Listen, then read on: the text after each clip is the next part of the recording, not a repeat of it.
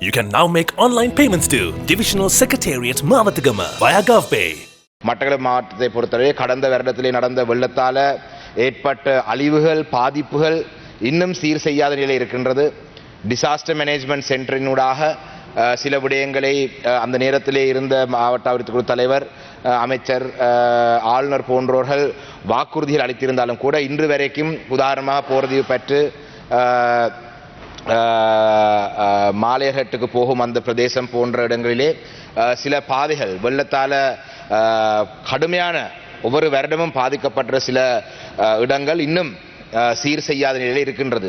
அப்போ இந்த தேசிய கட்டிட ஆராய்ச்சி நிறுவனம் ஊடாக இந்த பிரதேசங்களில் இருக்கிற வெள்ளத்தால் பாதிக்கப்பட்ட மண் சரிவோடு சேர்த்து இந்த கட்டிடம் அமைப்பது இல்லாவிட்டால் வீதிகள் அமைப்பது இதிலே வெள்ளம் போன்ற இயற்கை அனர்த்தங்களால் பாதிப்பு அடையக்கூடிய விடயங்களை உள்வாங்கப்பட்டிருந்தால் இன்னும் சிறப்பாக இருந்திருக்கும். அந்த வகையிலே இந்த விடயத்துக்கு நான் நினைக்கிறேன், இது இந்த அரசாங்கம் மாத்திரமில்லை, கடந்த காலத்தில் இருந்த அரசாங்கங்களும் இந்த முயற்சி எடுத்திருந்தாலும் கூட இந்த அரசாங்கம் தான் இந்த சட்டமூலத்தை கொண்டு வந்திருக்கு. அந்த வகையிலே இன்னும் நான் நினைக்கிறேன் சட்டமூலத்தை முன்வைத்த பிரதி அமைச்சர் ஆண்டன் ஜெயக்குடி அவர்களுக்கு தெரியும், எங்களுடைய பிரதேசங்களிலே சில மாவட்டங்களிலே மண் சரிவால் நடக்கிற பிரச்சனைகள், மண் சரிவால் ஏற்படுற இயற்கை அனர்த்தங்களை விட அதிகமாக அவர் அமைச்சராக அமைச்சு பதவி வகிக்கும் சுற்றுச்சூழல் அதிகார சபைக்குள்ளே வரும் ஜிஎஸ்எம்பியினால் இந்த சட்டவிரோதமான மண் அனுமதி பத்திரங்கள் வழங்கி, இல்லாட்டி இலுமினைட்டுக்கான அனுமதிகள் திருக்கோவில் மற்றும் வாகரை போன்ற பிரதேசங்களில்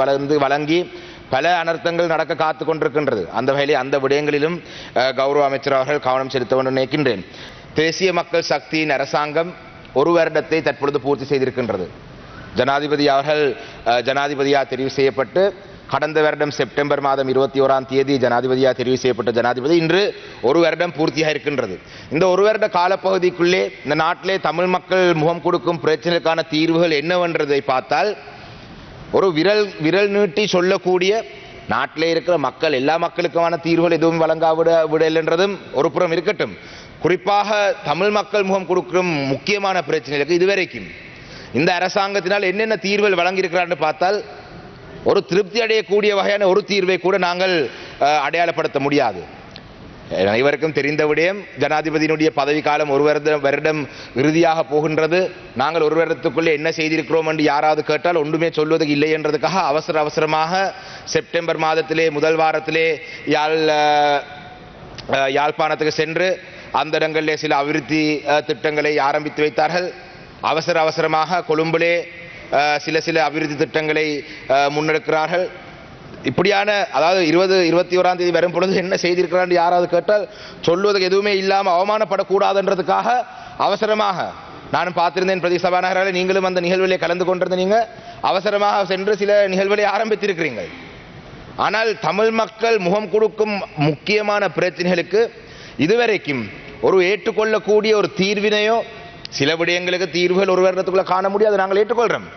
வடக்கு கிழக்கிலே மேய்ச்சல் தரையோட சம்பந்தப்பட்ட பிரச்சனை இருக்கின்றது. வடக்கு கிழக்கிலே காணி சம்பந்தமான மேய்ச்சல் தரையோடு சம்பந்தப்பட்ட பிரச்சனை சொன்னால் குறிப்பாக மயிலத்தமடு மாதவனை என்ற மேய்ச்சல் தரை மட்டக்களப்பு மாவட்டத்தில் இருக்கும் ஒரு பிரதேசம். அது சம்பந்தமாக வர்த்தமானி மூலம் அறிவிக்காவிட்டால் மகாவலி அதிகார சபைக்குள்ளே அந்த காணி இருக்குமா இருந்தால் தொடர்ச்சியாக இன ரீதியான முரண்பாடுகள் வரும். பண்ணையாளர்கள் கௌரவ சபா பிரதி சபாநாயகரை 730 நாட்கள் கடந்தும் இந்த மேச்சத்தரையை வர்த்தமானி மூலம் அறிவிக்குமாறு கேட்டிருக்காங்க உங்களுடைய அரசாங்கத்தின் கீழே. இதுவரைக்கும் அதுக்கான ஆரம்ப கட்ட நடவடிக்கை கூட எடுக்கவில்லை. இது பெரும்போகும் விவசாயம் செய்யும் காலப்பகுதி. இந்த காலப்பகுதிக்குள்ளே இனி ஒரு குறிப்பிட்ட காலப்பகுதிக்குள்ளே அத்துமூறிய விவசாயிகள் வந்து அந்த பண்ணையாளருடைய மேச்சத்தரை காணிக்குள்ளே அபகரிக்க போறார் நிலத்தை. இந்த அரசாங்கம் இதுவரைக்கும் அதுக்கான ஒரு நிரந்தரமான தீர்வினை ஆய்வு கூட செய்யவில்லை. எங்களுடைய பிரதேசத்திலே ராணுவ முகாம்களை விடுவிக்கதை பற்றி நான் சொல்லியிருந்தேன்.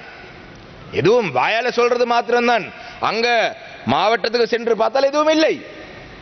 அதே போலதான் எங்களுடைய வனையிலாக ஃபாரஸ்ட் வைத்திருக்கிற காணிகளை விடுவிக்கிறதாக இதே இன்றைய தலைப்புக்கு பொறுப்பாக இருக்கிற அந்த அமைச்சர் மட்டக்களப்பு மாவட்டத்துக்கு வந்த பிறகு சொன்னார்.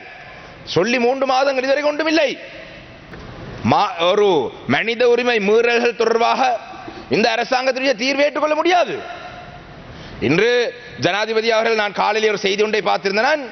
யாழ்ப்பாணத்திலே ஒரு நவீன சர்வதேச மைதானம் ஒன்றை கட்டுவதற்கு இல்லாட்டி ஒரு மைதானம் ஒன்றை ஆரம்பிக்கிறதுக்கு தெரிவு செய்த அந்த இடத்திலே சில ஆயுதங்கள் கிடைக்கப்பட்டிருக்கின்ற செம்மணியிலே மனித புதகுலிகள் தோண்டப்பட்டு கொண்டிருக்கு காணப்பட்டு கொண்டிருக்குது. இதுவரைக்கும் அந்த விடயங்களுக்கு ஒரு நடவடிக்கை இல்லை. நாட்டிலே ஜனாதிபதி அவர்களும் சரி, பிரதமரும் சரி, அமைச்சரும் சரி, மாகாண சபை தேர்தலை 2025 ஆண்டிலே ஆரம்ப பகுதி என்றார்கள், 25 பின்னு கண்டார்கள், தற்பொழுது 26 என்றார்கள். அதுக்கான சட்ட மூலத்தை அமல்படுத்துவோம் என்று சொன்னால் அதுக்கு விருப்பம் இல்லை. நிறைவேற்ற அதிகார முறையை நாங்கள் இல்லாமல் செய்வோம் என்று சொன்னார்கள். இதுவரைக்கும் பேச்சுவார்த்தையிலே கூட அது சம்பந்தமாக பேசப்படவில்லை. புதிய அரசியலமைப்பின் உருவாக்கத்தை பற்றி இதுவரைக்கும் பேச்சுவார்த்தை இல்லை. இப்படி அடுக்காக சொல்லிட்டு போகலாம். அந்த வகையிலே கௌரவ பிரதிசபாநாயகர்களே மிக தெளிவாக சொல்கின்றேன், எங்களுடைய மக்களுடைய பிரச்சனைகள் இருந்ததை விட மோசமான நிலைக்கு போய் கொண்டிருக்கின்றன என்றால் கடந்த கால அரசாங்கமாவது பச்சையாக சொன்னார்கள் நாங்கள் செய்ய மாட்டோம் என்று. இவர்கள் நாங்கள் இனவாதிகள் இல்லை, வடக்கு மாகாணத்தில் இருக்கும் மக்கள் மீது எங்களுக்கு தான் அதிகமான கரிசனை இருக்கு என்று சொல்லியே எங்களுடைய மக்களை ஏமாற்றிக் கொண்டிருக்கிறார்கள். தொடர்ச்சியாக நாங்கள் இதை அனுமதிக்க முடியாது.